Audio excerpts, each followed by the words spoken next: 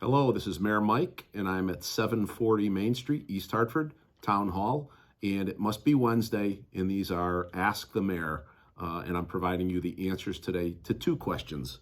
The first one comes from Ryan, and Ryan and I exchanged emails, so he already has this answer, but this is for the rest of the community. He asks, when can I get updates to when my curb will be replaced? And Ryan, fortunately, lived on a street where he was getting his entire street milled and repaved. And just so everybody's aware, we have two separate contractors. The first contractor goes through, removes the driveway aprons, and also removes the curbing. And then as much as 3 weeks later, another contractor comes in, does the milling, and then they come in almost the next day and they do the complete repaving. So the process from start to finish could take as little as 2 days. But what we're finding is the first contractor, the one that went through and removed the aprons and the curbing, actually was faster than the second contractor. So they got a little ahead of themselves. So again, it could be as much as 3 weeks. But the good news is you're going to have new pavement. And for instance, across the street from Town Hall on Chapel and some of those other side streets, Prospect, wonderful new pavement is down. Those residents are completely happy. And as much as we'd like to get to everybody, we do balance it against the taxes that we charge. So if you go out on the Public Works website, Town of East Hartford, you'll be able to see which roads we're doing this year and which roads we're doing next year. The second question comes from Lorraine, and it's a two-part question. Will the new developments result in the lower mill rate? I think by now everybody has seen yesterday in the front page of the Hartford Current, that would have been Monday, East Hartford, the question mark, is it poised for a turnaround? And I'd like to say yes. We've got a number of things in the hopper, from 360 units on Silver Lane, new apartments, amenity rich. And there are definitely a handful of people in East Hartford that don't like that particular project, but it is paying about $1 million a year in taxes. So again, I've said to anyone who will listen, the difference is letting it lie dormant for another 27 years, or actually bringing more apartments into the community that are amenity rich.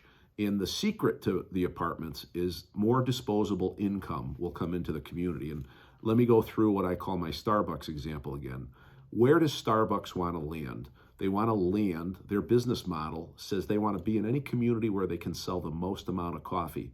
Where are you going to sell the most amount of coffee? Are you going to sell that in East Hartford, who has $29,000 per person of disposable income? Or are you going to go to Glastonbury, where they have $60,000 of disposable income? So it's a real easy decision if you're the Starbucks model. Financially, you want to put your store in Glastonbury. So what we need to do is we need to raise incomes. Everybody's boat gets raised. Those apartments will jumpstart retail on Silver Lane. We're 5 to 10 years away from that happening, but we got to start now. So for those that don't like the apartment complex, if you don't get behind it, we're only going to further slow down the development and the rehabilitation of Silver Lane. So that's the quick story on that. But to the answer, will it result in a lower mill rate? And I want to be very careful. I don't want to equivocate and sound like a politician, but I was very careful on the 2021 campaign trail when I went door to door and I got asked this question. I've been your finance director for 25 years and a town councilor 2 years before that. I'm going to say that there's probably nobody more familiar with the town of East Hartford's budget than I. I made the journal entries, I created the budgets, I delivered them to councils, I worked for 3 different mayors. This is a very service-rich community. We have 120 police officers, we have approximately 120 firefighters, we have paramedic level service to your door. That is unlike, say, South Windsor, in Glastonbury, even parts of Manchester who have volunteer fire departments. So our $205 million budget is predicated on a 41 mill rate. 41 is down from 49.35, predominantly because residential values went up. So here's where, again, I want to be very specific with information that I think everyone should know. As long as we continue to be a service-rich community, and I've been in this business for about 40 years, you never take away services from any community. They just won't give them up.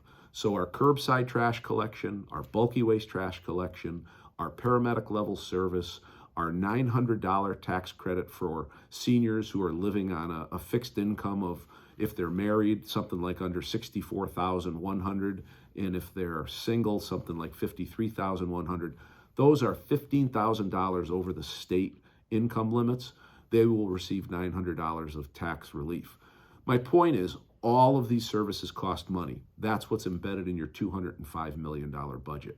So I will tell you right now that you can expect that your taxes, barring some unforeseen windfall from the state of Connecticut, you will see your taxes progress by about 2% a year.